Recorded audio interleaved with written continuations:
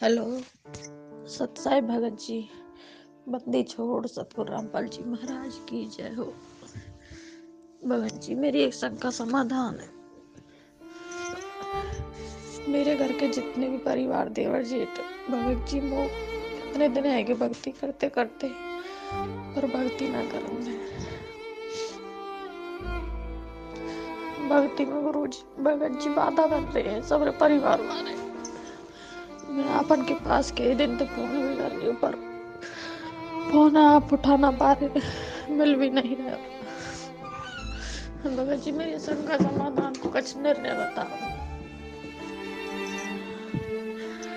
कई दिन है कि भगत जी फोन करते करते अपन के पास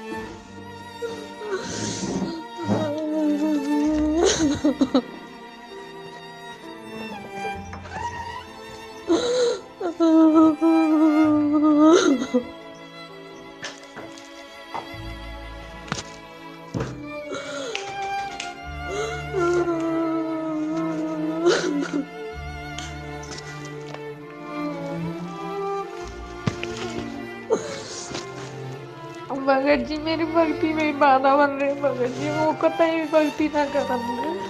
किसी न किसी मेरे नाम खंडित करवा दे। मेरे परमात्मा वो भक्ति दान दे मारने को मुझे करो जन जानती परमात्मा।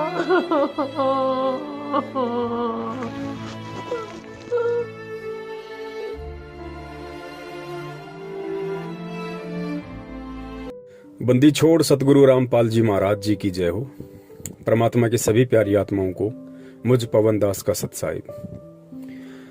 सतसाहिब गीता बहन, आप पलवल हरियाणा से हैं और आपने जो ऑडियो के माध्यम से अपना दुख, अपनी व्यथा इस दास को अपना भाई समझते हुए बताई है, उसके लिए दास आपका धन्यवाद करता है। देखिए बहन, आज चाहे आपको दुख हो, चाहे मुझ पवन दास को दुख हो, चाहे संगत में से हमारे अन्य किसी भगत भाई बहन को कोई परेशानी हो, कोई दुख हो, कोई आपत्ति हो, किसी को कोई शारीरिक परेशानी है, किसी को आर्थिक परेशानी है, किसी को पारिवारिक परेशानी है, तो किसी को सामाजिक परेशानी है। इस पृथ्वी पे गुरुदेव ने बताया कि सुखी कोई नहीं है। अगर कोई सुखी है हल्का फुल्का तो वही प्राणी है जो आज सतगुरु की शरण में है, अन्यथा यहाँ पे कोई भी व्यक्ति सुखी नहीं है। सुख केवल पैसे का नहीं होता है, सुख केवल बाल बच्चों का नहीं होता है, सुख केवल धन धान्य का नहीं होता है। सबसे बड़ा सुख गुरुदेव ने आत्मिक सुख बताया कि जब आपकी आत्मा इस बात से संतुष्ट हो जाए और एक जगह स्थिर हो जाए कि अब मेरा मोक्ष निश्चित है, मेरा उद्धार निश्चित है, वो सबसे बड़ा आत्मिक सुख है इंसान का। दुनिया का सबसे बड़ा सुख वही है, वरना चाहे कोई टाटा बन के बैठ जाए, अंबानी बन के बैठ जाए, उससे बड़ा दुखी इंसान पृथ्वी पे कोई नहीं है। और रही बात बहन आपकी समस्याओं की, तो बहन इन समस्याओं से निपटने का केवल एक ही माध्यम है और वो माध्यम है सतगुरु का ज्ञान। हमने हर स्थिति में, यदि हमने भक्ति मार्ग पे कदम रखा है तो हर स्थिति में हमने गुरुदेव के ज्ञान को आधार बनाकर चलना पड़ेगा। और जब हम गुरुदेव के ज्ञान को आधार बनाएंगे तो बहन हमें पता चलेगा कि आज हमारे इस जीवन रूपी सफर में जो भी विपत्तियां, परेशानियां, संकट, दुख, तकलीफ आ रही हैं, ये किसी और के कारण नहीं है, ये हमारे स्वयं के कारण है। हम स्वयं ही इसके लिए जिम्मेदार हैं। हो सकता है बहन आपने इस जन्म में किसी का बुरा नहीं किया हो, आपने किसी का बुरा नहीं चाहा हो, आपने मन कर्म वचन से किसी को कोई हानि या दुख नहीं पहुंचाया हो, लेकिन बहन आज वर्तमान में हमारे ऊपर जो दुख, आपत्ति और परेशानियां आ रही हैं, उनका मूल कारण केवल हमारे वर्तमान जीवन के कर्म कुकर्म ही नहीं है। बहन अनंत युगों से हम इस पृथ्वीलोक पे आए हुए हैं और अनंत युगों में हमने अनंत मानव जन्म प्राप्त भी किए हैं। और गुरुदेव ने बताया कि उन मानव जन्मों में तुमने ना जाने कितनों को बेवजह परेशान किया है, कितनों को तुमने बेवजह फांसियां तोड़ी है, राजा बन के, मंत्री, मुख्यमंत्री, प्रधानमंत्री बन के तुमने कितने कर्म कुकर्म किए हैं। तो आज बहन इस समय वो हमारे को भोगने पड़ रहे हैं। और दास ने पहले भी जिक्र किया था गुरुदेव के ज्ञान आधार से कि बहन जब कोई भी व्यक्ति पूर्ण परमेश्वर सतगुरु रामपाल जी महाराज जी की शरण ग्रहण करता है, उसके बाद बहन काल उस आत्मा के ऊपर विशेष तौर से हावी हो जाता है, क्योंकि काल को ये महसूस हो जाता है कि ये आत्मा अब मेरी हद से बाहर निकलने वाली है, बाहर निकलने की तैयारी कर रही है। तो काल विशेष रूप से उस आत्मा के ऊपर संचित कर्मों का दबाव बढ़ा देता है। संचित कर्म गुरुदेव ने बताया कि अनंत हमारे जो मानव जन्म रह चुके हैं, उन मानव जन्मों में हमने जितने भी कुकर्म किए हैं उसका कुछ थोड़ा सा प्रतिशत निकाल के काल हमें दोबारा से मानव जन्म देता है, पाप और पुण्य का प्रतिशत निकाल के। बाकी हमारे जो पाप कर्म बच जाते हैं वो काल अपने पास रख लेता है, उसको संचित कर्म कहते हैं। और उन पाप कर्मों का, उन हमारे संचित कर्मों का बहन गुरुदेव ने बताया कि बच्चों इतना ढेर लग रहा है जैसे सुमेरु पर्वत। सुमेरु देवताओं का पर्वत होता है, यहाँ के हिमालय पर्वत से अनंत गुना ज्यादा ऊंचा होता है, बड़ा होता है। तो इतना ढेर हमारे संचित कर्मों का काल के पास में सुरक्षित है। और काल उन संचित पाप कर्मों का दबाव प्राणी के ऊपर उस समय छोड़ता है जब ये प्राणी, जब ये आत्मा सतगुरु या किसी सच्चे संत की शरण ग्रहण कर लेती है, अपने आत्म कल्याण की ओर जब ये कदम बढ़ाने के लिए अग्रसर हो जाती है, तो काल भी विशेष तौर पर इस आत्मा के ऊपर उन सभी संचित कर्मों का दबाव बढ़ा देता है। तो इन सब बातों को बहन हमने ज्ञान आधार से समझना पड़ेगा, तभी हम ये भक्ति कर पाएंगे और तभी हम इस भक्ति सफर में हमारे ऊपर अपने ही कर्मों के जो कांटे हमें चुभते हैं हम उनसे निपट सकते हैं। अन्यथा हम भक्ति में या भगवान में दोष देख के या अपने आप को कोसते कोसते हम ऐसे ही मर जाएंगे, हम ऐसे ही भक्ति को छोड़ देंगे, इससे कोई फायदा नहीं होगा। और तीसरी बात बहन गुरुदेव ने बताई कि बच्चों यदि तुमने आम का बीज बोया है तो आम का फल भी तुम ही खाओगे, उसका आनंद भी तुम ही भोगोगे। लेकिन जब तक उस आम के बीज से पौधा बनेगा, पौधे से फिर पेड़ बनेगा, फिर उस पेड़ के आम लगेंगे, तब तक तुमने सावधानी भी उसकी पूरी रखनी पड़ेगी, मेहनत भी तुमने पूरी करनी पड़ेगी, आवारा पशुओं से उसकी सुरक्षा करनी पड़ेगी, उसको समय पे पानी देना पड़ेगा, समय पे उसको खाद देना पड़ेगा। तब जाके 5-6 वर्ष के बाद में वो पेड़ बनेगा और उसके आम लगेंगे और उन आम का जो आनंद है वो तुम ही भोगोगे। ठीक इसी प्रकार बहन ये जो पूर्ण परमेश्वर की भक्ति है ये एक आम रूपी बीज है। परमात्मा ने हमें अपनी शरण में लेके भक्ति रूपी बीज हमारे अंतःकरण में डाल दिया है। अब बहन जब तक ये बीज प्रफुल्लित नहीं होता है, जब तक ये पेड़ नहीं बनता है, तब तक जो भी संकट, जो भी परेशानियां, जो भी विपत्तियां आएंगी उनका बहन सामना भी हमने ही करना पड़ेगा। ज्ञान आधार से संघर्ष भी हमने ही करना पड़ेगा, क्योंकि आने वाले समय में आज परमात्मा ने जो आम रूपी भक्ति का पौधा हमारे अंतःकरण में बोया है बहन, उसका आनंद भी हम ही लेंगे। तो इन सब बातों को हमने गुरुदेव के ज्ञान आधार से समझना पड़ेगा। और बहन आज आपको चाहे आपका पति परेशान कर रहा है, देवर परेशान कर रहा है या जेठ परेशान कर रहा है, बहन इस परेशानी का मुख्य कारण हमारे आपसी ऋण संबंध हैं। देवर आपको बेवजह परेशान नहीं कर रहा, अन्य कोई व्यक्ति आपको बेवजह दुखी नहीं कर रहा है। जरूर किसी न किसी युग में, किसी न किसी जन्म में इसी तरह से हमने भी उनको परेशान किया है। रीजन कुछ भी हो सकता है।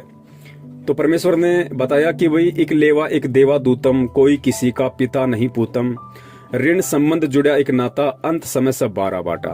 तो ये हमारे आपसी ऋण संबंध है बहन। और ये ऋण संबंध आप ये समझ लीजिए कि परमात्मा बहुत हल्के से काट रहा है, बहुत हल्के में करके परमात्मा इन दुखों का निवारण कर रहा है।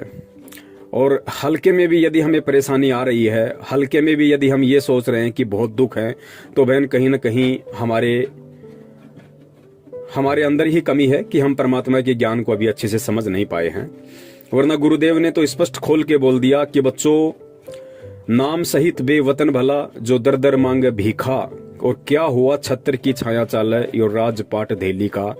गुरुदेव ने यहाँ तक बोल दिया कि इस भक्ति मार्ग में आने के बाद, इस परमात्मा की शरण ग्रहण करने के बाद और इस नाम को सुरक्षित रखने के लिए, इस भक्ति पे लगे रहने के लिए, यदि तुमने हाथ में कटोरा लेकर दर दर जाकर भीख भी मांगनी पड़ जाए तो भी शुक्र मनाना कि हमारी भक्ति सुरक्षित है।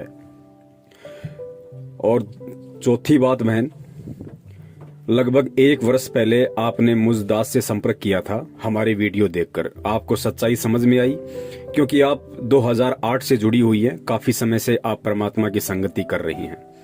आपको हमारे वीडियो देखकर सच्चाई लगी तो आपने हमारे से संपर्क किया, और संपर्क करने के बाद में काफी आपके अंदर दृढ़ता आई थी, क्योंकि जो सच होता है वो इंसान को मजबूती देता है, इंसान को भक्ति मार्ग पे दृढ़ता देता है। लगभग 3-4 महीने तक आप जी दृढ़ता से भक्ति कर रही थी।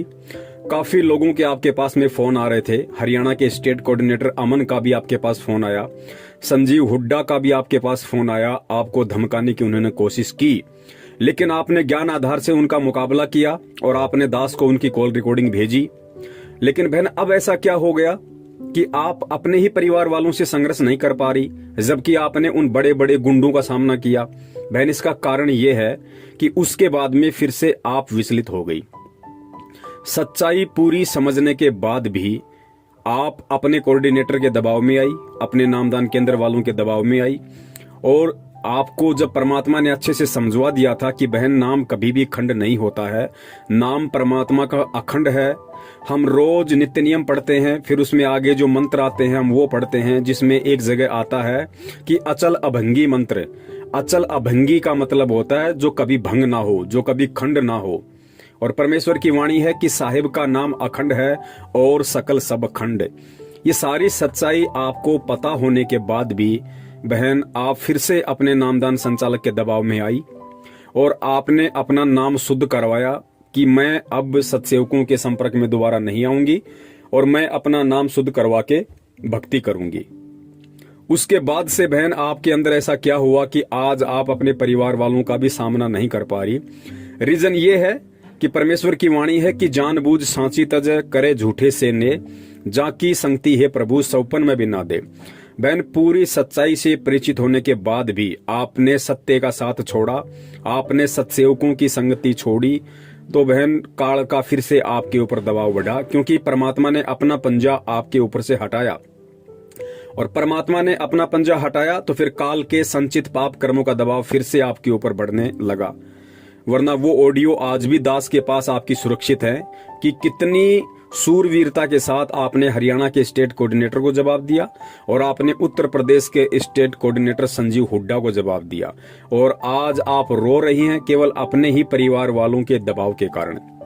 बहन परमात्मा 2 स्थिति में अपने भगत की रक्षा करता है।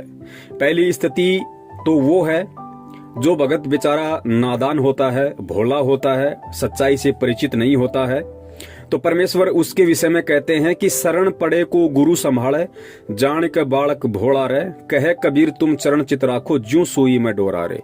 जो अनजान भगत होता है, नादान भगत होता है, भोला होता है, उसको परमात्मा हर संकट से, हर विपत्ति से उसको बचाता है, क्योंकि वो अभी पूरी तरह सत्य से परिचित नहीं है।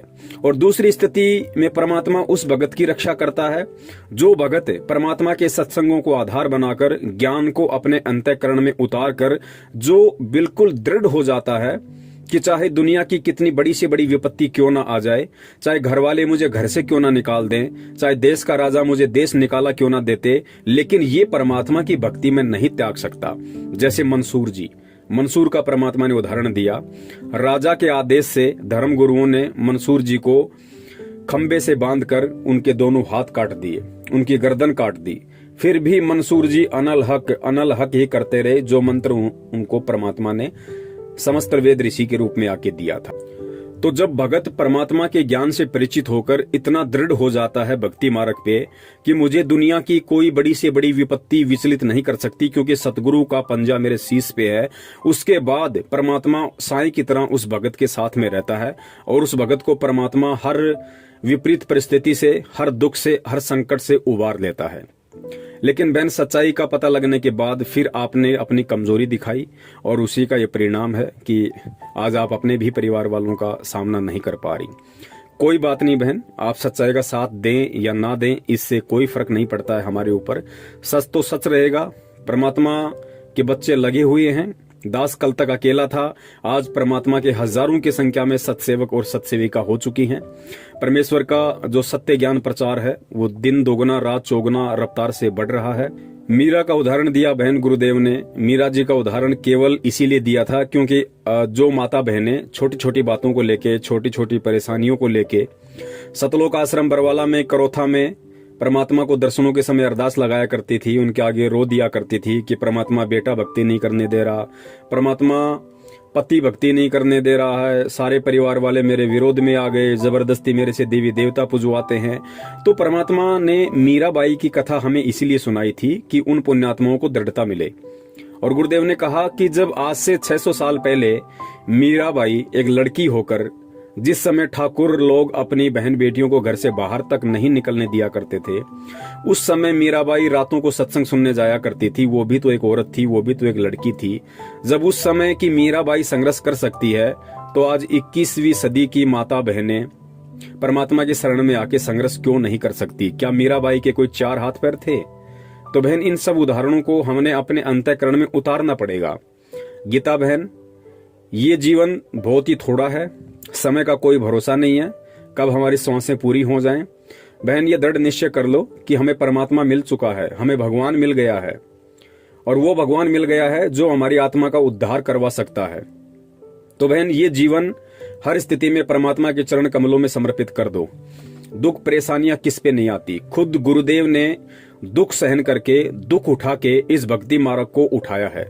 और आज खुद परमात्मा के अपने, जिस प्रकार आपके देवर जेठ आपको परेशान कर रहे हैं, आपके ऊपर दबाव डालते हैं, ठीक उसी प्रकार खुद उस बंदी छोड़ के जो सांसारिक इस काल लोक में जो बच्चे हैं, बच्चियां हैं, उनके रिश्तेदार हैं, उनके भाई बंधु हैं, उन्होंने बहन कितनी घाल घाल रखी उनके साथ में।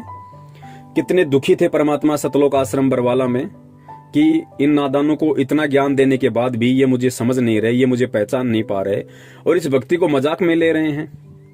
मेरी शरण में आके ज्ञान को अच्छे से ग्रहण ना करके और केवल दान के ऊपर अपनी मौज मस्तियां कर रहे हैं। मुझे केवल एक एटीएम मशीन समझ रखा है, मुझे केवल एक चलता फिरता बैंक समझ रखा है कि जब तक हमारे पिताजी जिंदा हैं या जब तक हमारे ताऊजी जिंदा हैं, या महेंद्र जी ने सोचा कि जब तक मेरा भाई जिंदा है, सत्संग कर रहा है, संगत जुड़ रही है, तब तक पैसा आ रहा है, और पैसा आ रहा है तो हमारी मौज मस्तियां हो रही हैं, हम लोगों ने अच्छी खासी प्रॉपर्टियां बना ली हैं। तो बहन इस तरीके से देखो किस कदर उन लोगों ने भी तो परमात्मा को दुखी किया। परमात्मा को उन्होंने वैसे कोई शारीरिक कोई प्रताड़ना नहीं दी, लेकिन परमात्मा को उन्होंने शाब्दिक दुख दिए। परमात्मा को उन्होंने इस प्रकार के दुख दिए कि इतना ज्ञान देने के बाद भी जब कोई परमात्मा के ज्ञान को अच्छे से स्वीकार नहीं करता है और दृढ़ होकर उस ज्ञान पे नहीं चलता है तो परमात्मा दुखी होता है कि देखो इन नादानों को मैंने इतना ज्ञान दिया, उसके बाद भी ये मेरे ज्ञान को आधार नहीं बना पा रहे। जिस प्रकार एक बाप अपने बच्चे को 18-20 साल तक उसको पढ़ाता है, उसकी परवरिश करता है, उसकी हर इच्छाओं की पूर्ति करता है, उसके बाद भी वो बच्चा अपने गलत दोस्तों की संगति में पड़ के शराब पीने लग जाता है या अन्य कोई कुकर्म करने लग जाता है, माता बहनों पे गलत कुदृष्टि डालने लग जाता है, और जब पिता के सामने वो बातें आती हैं तो वो पिता कितना दुखी होता है। ठीक यही स्थिति भक्ति मार्ग में सतगुरु रामपाल जी महाराज जी की थी कि इतना ज्ञान देने के बाद में, आत्म कल्याण का मार्ग अपनाने के बाद भी इन जीवात्माओं को अभी तक इतना भी समझ में नहीं आया कि मैं यहाँ पे क्यों आया हूँ और मैं कौन हूँ। तो परमात्मा दुखी होता है बहन, और आज 90% संगत उस परमात्मा को दुखी कर रही है, उस परमात्मा को परेशान कर रही है। सतलोक आश्रम मैनेजमेंट हरियाणा के पीछे अंधी होकर लगकर, उनके मनवश आदेशों की पालना करके, घटिया राजनीति करके, आरक्षणबाजियां करके। तो बहन हमने हर स्थिति में परमात्मा के ज्ञान को आधार बनाना पड़ेगा। और परमात्मा ने जो कथाएं हमारे को मंसूर जी, मीराबाई की सुनाई है बहन, वो मनोरंजन के लिए नहीं सुनाई थी। आज आपके ऊपर जो दुख आ रहे हैं, आपत्ति आ रही है, या कल को मेरे ऊपर आएंगे या आ चुके हैं या किसी और पे आएंगे, उस समय उन लोगों ने परमात्मा के उन सत्संगों को आधार बनाना पड़ेगा, उन कथाओं को अपने अंतःकरण में उतारना पड़ेगा। खाली सुनने से बात नहीं बनेगी कि जब मीराबाई संघर्ष करती तो हम क्यों नहीं कर सकते। और जब भगत संघर्ष करने के लिए तैयार हो जाता है तो बहन फिर परमात्मा पीठ पीछे खड़ा है। परमात्मा दूर नहीं है, खुद मालिक की वाणी है, जय तू चाले एक कदम मैं चालू कदम 60, कि हे पुण्यात्मा तू इस भक्ति मार्ग पे दृढ़ता के साथ संघर्ष करते हुए तू एक कदम रख के तो देख, मैं तेरे से 60 कदम आगे चलूंगा तेरे संकटों का निवारण करने के लिए। जय तू चाले एक कदम मैं चालू कदम 60, और जय तू हो जा काठ का मैं हो जाऊं लोहे की लाठ।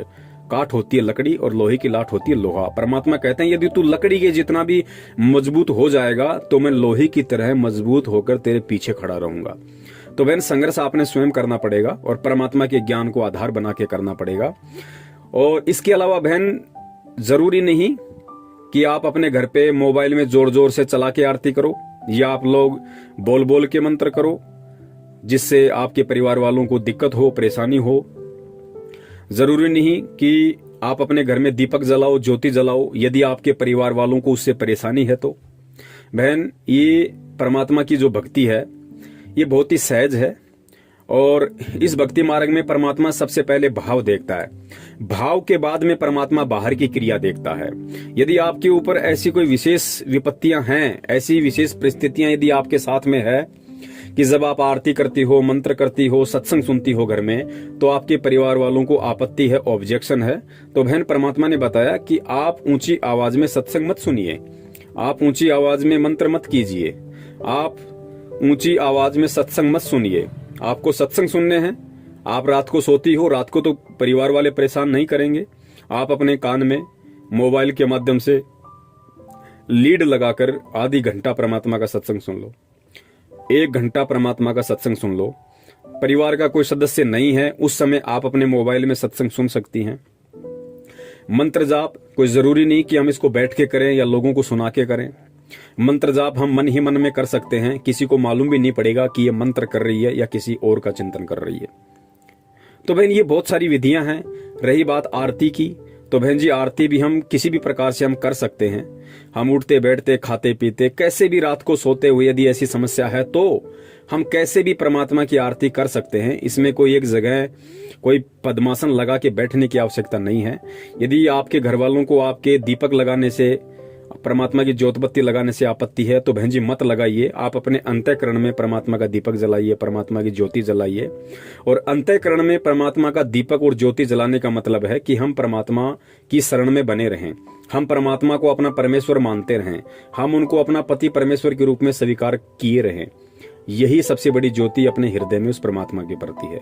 तो ये बहुत सहज भक्ति मार्ग है, किसी को मालूम ही नहीं पड़ेगा कि आप भक्ति कर रही हो या नहीं कर रही हो।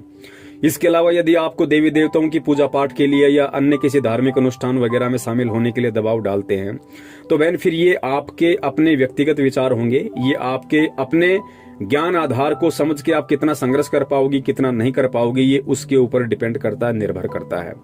मजबूरी में चाहे आपको कोई जहर पिला दे बहन, उसका दोष आपके ऊपर नहीं है। यदि आपकी इच्छा बिल्कुल भी किसी धार्मिक अनुष्ठान में शामिल होने की नहीं है, यदि आपकी इच्छा बिल्कुल भी किसी देवी देवताओं को प्रणाम या धोख लगाने की नहीं है और जबरदस्ती यदि आपसे ऐसा कोई करवाता है तो बहन वो दोष आपको फिर नहीं है, क्योंकि आपके अंदर वो इच्छा नहीं है। और परमात्मा अंतर्यामी है, परमात्मा हर स्थिति से वाकिफ है, वो जान रहा है, पहचान रहा है कि मेरे बच्चे के हृदय में क्या है। और बाहर लोक दिखावे के लिए या ज्ञान को आधार ना बना पाने के कारण, लोगों का दबाव ना सहन करने के चलते ये जो इन क्रियाओं को कर रही है तो ये बाहरी मन से कर रही है या फिर इसके अंदर इन क्रियाओं को करने की कोई जिज्ञासा है, ये सारी बातें परमात्मा जानता है। तो ऐसी स्थिति में बहन दोष हमें नहीं लगता, दोष फिर उन व्यक्तियों को लगता है जो व्यक्ति उन क्रियाओं को करवाने के लिए हमारे ऊपर दबाव डाल रहे हैं। तो बहन आराम से ये भक्ति आप कर सकती हो, ऐसी कोई बात नहीं है। चाहे आपका जेठ आपको परेशान करे, आपका देवर परेशान करे, आपका पति परेशान करे, आप हर स्थिति में परमात्मा की भक्ति को कर सकती हैं। जरूरी नहीं है कि हम उनके सामने भक्ति करें, हम भक्ति का दिखावा करें, हम अपने मन ही मन में भक्ति कर सकते हैं। हम बहुत ही आसानी से इस भक्ति को कर सकते हैं जो विधियां परमात्मा ने हमें बताई है। और बहन संघर्ष तो हमें करना पड़ेगा। बहन अगर इस जीवन में कर गए तो बहुत अच्छी बात है, वरना बहन सतलोक जाने का रास्ता केवल यही है। यही कलयुग की बिचली पीढ़ी, यही पूर्ण परमेश्वर सतगुरु रामपाल जी महाराज जी के रूप में, यही मंत्र। और जब हम कभी परमात्मा की इस भक्ति में आएंगे तो बहन फिर हमें इन्हीं संघर्षों से गुजरना पड़ेगा, हमें इन्हीं परेशानियों से, हमें इन्हीं सारी बातों से हमें गुजरना पड़ेगा बहन। आज मान लीजिए आप इस भक्ति को छोड़ देती हैं, त्याग देती हैं, जहां तक आपने भक्ति करी है वहां तक का आपको प्रतिफल परमात्मा देगा, आपको वो सारे सुख परमात्मा देगा अन्य किसी जन्म में। और जब आपके वो सारे सुख इस भक्ति के कारण समाप्त हो लेंगे, आपके सारे पुण्य समाप्त हो लेंगे, फिर आपको इसी स्थिति में आना पड़ेगा, ऐसी ही पारिवारिक स्थिति से आपको गुजरना पड़ेगा जिस स्थिति से आप आज गुजर रही हैं। तो आप ये सोच लीजिए बहन कि अनंत युगों में हमें परमात्मा मिले, और ये सत्य भी है। अनंत युगों में अनंत बार हमें यही सतगुरु मिला, संत रामपाल जी महाराज जी के स्वरूप में। इसी कलयुग की पिछली पीढ़ियों में हमारा जन्म हुआ, हमने वो समय गवाया। तो बहन आप सोच लीजिए कि जो गलतियां मैंने पिछले युगों में कर दी, जो गलतियां मैंने पिछले जन्मों में कर दी, वो गलतियां आज मैं नहीं करूंगी। चाहे मेरे ऊपर परिवार का दबाव पड़े, चाहे समाज का दबाव पड़े, चाहे मेरे पति का दबाव पड़े, हर स्थिति में मैं अपने दिल से अपने परमात्मा को बाहर निकलने नहीं दूंगी। बाकी बाहरी क्रिया चाहे कुछ भी हो, परमात्मा अंदर के भाव देखता है। तो बहन इस प्रकार से आपको थोड़ा सा भक्ति मार्ग पे दृढ़ होकर चलना पड़ेगा। और आप कह रही हैं कि हे गुरुदेव आप जल्दी आओ, अपने बच्चों को संभालो। बहन ऐसा नहीं होता है इस भक्ति में। कल को जब गुरुजी आ जाएंगे और तो फिर क्या आपका देवर आपको परेशान नहीं करेगा? फिर क्या आपको अन्य किसी प्रकार की आपत्तियां नहीं आएंगी? गुरुजी तो 2014 में बहन जेल में गए हैं, उससे पहले भी तो परमात्मा यहीं थे, बाहर थे, सत्संग कर रहे थे, सब कुछ कर रहे थे। परेशानियां तो उस समय भी भगत भाई बहनों को आ रही थी। बहन जी इन परेशानियों से परमात्मा के ज्ञान को आधार बना के और परमात्मा को अपने निकट समझ के कि बंदी छोड़ मेरी पीठ के पीछे खड़ा हुआ है, परमात्मा सब कुछ देख रहा है, लेकिन ये दुख मेरे ही कर्मों के हैं, ये दुख मेरे ही उन संचित पाप कर्मों के दबाव के हैं, तो ये भोगने भी मुझे ही पड़ेंगे। सतगुरु की शरण में मुझे इतना फायदा है कि परमात्मा मुझे भक्ति से विचलित नहीं होने दे रहा, परमात्मा मुझे भक्ति से दूर नहीं होने दे रहा। और ये संचित कर्म तो इतने प्रबल थे कि ना मैं भक्ति कर सकती थी, ना मैं इस जीवन में अच्छी तरीके से अपना गुजर बसर कर सकती थी। लेकिन परमात्मा की शरण में आने के बाद कम से कम मुझे इतना तो बेनिफिट हो गया कि परमात्मा मेरे उन संचित कर्मों को हल्का किए दे रहा है, जिस कारण से आज मैं थोड़ी बहुत परमात्मा की भक्ति पे लगी हुई हूँ, परमात्मा में मेरी आस्था बनी हुई है। तो इन सभी चीजों को हमने गुरुदेव के ज्ञान को आधार बना के बहन सोचना पड़ेगा, समझना पड़ेगा। और ये ज्यादा लंबा जीवन नहीं है बहन, 40 साल के आसपास हमारी उम्र हो चुकी है, हो सकता है हम 20 साल जिए, 25 साल जिए, ज्यादा की हमें उम्मीद भी नहीं करनी। और बहन जब हम इतना जीवन जी चुके हैं, संघर्ष तो आज से पहले भी हमने किए हैं, दुख आपत्तियां तो आज से पहले भी आई हैं, भले वो किसी और तरह की आई हो। तो बहन ये 15-20 साल का जीवन है, आंख बंद करके हम परमात्मा के चरणों में अपने आप को समर्पित कर दें कि परमात्मा देखा जाएगा, जो होगा सो होगा। आज अगर जेठ और देवर के दबाव में आके आपकी भक्ति को छोड़ती हूं, तो परमात्मा कल को पता नहीं है काल कैसे कैसे देवर और जेठ बैठा देगा, जो मुझे आपका नाम तक सुनना भी मतलब नसीब नहीं होगा। तो संघर्ष कर लो बहन, और संघर्ष परमात्मा के ज्ञान से होगा, परमात्मा से प्रार्थना करते रहने से होगा। आप जी बंदी छोड़ से प्रार्थना करते रहिए कि हे परमपिता परमेश्वर, मेरा जीवन आप जी के चरण कमलों में समर्पित है। परमात्मा चाहे आप इस दासी को सुख में रखो चाहे दुखों में रखो परमात्मा, लेकिन इतनी दया बनाए रखना कि मुझे अपने चरण कमलों से दूर ना करना। फिर परमात्मा बहन संभाल लेता है। आपका जेठ आपका देवर वो भी परमात्मा के बच्चे हैं, काल की भांग अधिक है, ये एक बात अलग है। परमात्मा कब उनकी बुद्धि फेर दे, कब उनको सद्बुद्धि दे दे, ये परमात्मा के बाएं हाथ का खेल है। जब परमेश्वर काल की बुद्धि फेर सकता है तो बहन ये देवर और जेठ कौन से खेत की मूली हैं। लेकिन ज्ञान देकर परमात्मा अपने भक्तों की भी परीक्षा लेता है। और बहन बहुत सारी बातें हैं इस भक्ति मार्ग में, ऑडियो बहुत लंबा हो जाएगा। और परमात्मा कहते हैं कि समझदार को संकेत ही काफी होता है। वैसे भी आप 2008 से जुड़ी हुई है, दास तो 2013 में परमात्मा से जुड़ा था। आपको तो मुझ दास से कहीं ज्यादा ज्ञान है परमात्मा का। आप जी स्वयं भी समझ सकती हैं कि ये सौदा फिर ना ही रे संतो, ये सौदा फिर ना ही। अनंत युगों के बाद हमारा यह दाव लगा है बहन, थोड़ा बहुत कष्ट दुख परेशानियां सहन भी करनी पड़ जाएं तो परमात्मा कहते हैं सुख के माथे पत्थर पड़ो जो नाम हृदय से जाए, और बलिहारी उस दुख पे जो पल पल नाम रटाव। ये आपकी परीक्षा है बहन, 2008 से आप जुड़ी हुई हैं। इतने दिनों के बाद बहन जी परमात्मा परीक्षा ले ही लेता है। जब यहाँ पे हम बच्चे को स्कूल में भेजते हैं और हर साल टीचर 2-2 बार हमारी परीक्षा लेते हैं, बच्चों की परीक्षा लेते हैं, तो परमात्मा तो बहन आज 14-15 साल के बाद आपकी परीक्षा ले रहा है। बहन इस परीक्षा में हमें फेल नहीं होना है। परमात्मा पीछे खड़ा हुआ है, परमात्मा हमारे साथ में है। अपने हाथों से परमात्मा ने हमें उठाया हुआ है, बस हमने थोड़ा ज्ञान को आधार बना के हिम्मत रखनी पड़ेगी। जेठ देवर कुछ भी कहें, कुछ कितना भी बोलें, हमें उन सभी चीजों को सहन करना है, क्योंकि परमात्मा ने कहा कि भगत का लक्षण है सहन करना। और परमात्मा ने बहन हमें भक्ति मार्ग के सूरमाओं की उपाधि दी है कि बच्चों, सूरमा वो नहीं होता जो किसी का बक्कल उतार दे, सूरमा वो होता है जो सहन करे। भक्ति मार्ग का सूरमा वो होता है, भक्ति मार्ग का सूरवीर वो होता है जो सहन करे, हर स्थिति को सहन करे, दुख को सहन करे, परेशानियों को सहन करे, लोगों की मार को सहन करे, लोगों की गालियों को सहन करे। किसके लिए? भक्ति के लिए, अपने आत्म कल्याण के लिए। उसको परमात्मा ने सूरवीर कहा है। तो बहन, हमने सूरवीरता का वो गुण जो परमात्मा ने हमारे अंदर दिया है, अब हमने उसको प्रयोग में लेना है। और हमने ये जो परेशानियां हैं बहन, ये लंबे समय के लिए नहीं है, ये कुछ समय के लिए है। आपके परिवार वाले भी परमात्मा की शरण में आएंगे जब उनका समय आ जाएगा, लेकिन वो नादान है, नहीं समझ पा रहे। तब तक हमने नीची गर्दन करके हर किसी की वाणी को, हर किसी की मार को हमने सहन करना है और बंदी छोड़ के नाम पे बहन लगे रहना है। भगत कभी किसी के प्रति उल्टा हाथ नहीं करता है, भगत किसी को उल्टी जुबान से नहीं बोलता है। अगर हमने उल्टा हाथ कर दिया, यदि हमने 2 गालियां उनको दे दी, लड़ने झगड़ने लग गए, बहन परमात्मा 1% भी सपोर्ट नहीं करेगा। ये परमेश्वर का विधान है। अगर प्रहलाद ने अगर अपने बाप के खिलाफ अगर मन कर्म वचन से कुछ भी बोल दिया होता, या हाथ में लेके डंडा वो भी खड़ा हो गया होता कि मार मुझे कैसे मारता है, तो परमात्मा नरसिंह रूप धारण करके नहीं आता। परमात्मा यही कहता कि बेटा, ये डंडा ही तेरा भगवान है, तूने डंडे को ही आधार बनाया है, तो अब ये डंडा ही तेरे रक्षा करेगा।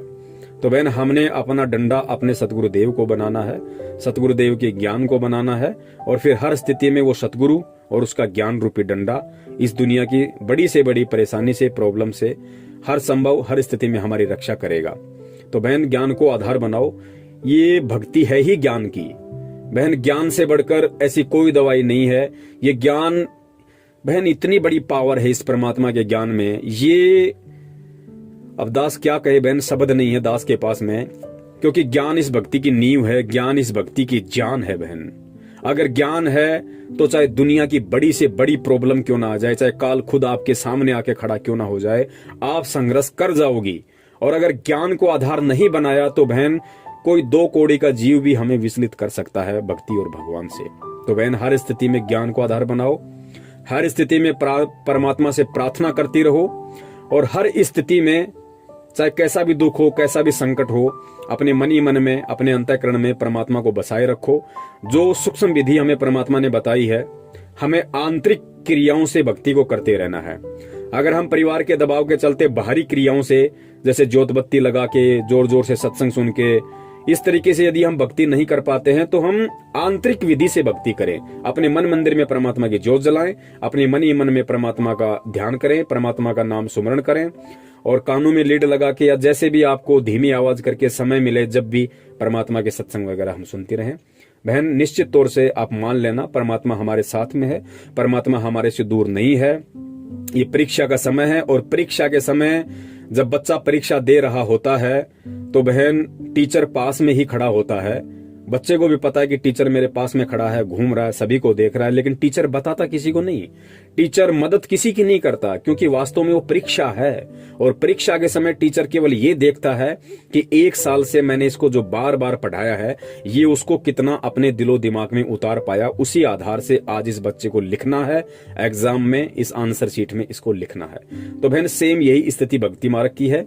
इतने दिनों से परमात्मा ने हमारे ऊपर जो अनमोल तत्व ज्ञान की बरसात की है, आज उसकी परीक्षा है। परमात्मा जरूर हमारे इर्द गिर्द है, हमारे आस पास में है, शब्द रूप में है, सब कुछ देख रहा है, टूटने नहीं देगा, बिखरने नहीं देगा, लेकिन हिम्मत हमने ज्ञान को आधार बना के रखनी पड़ेगी।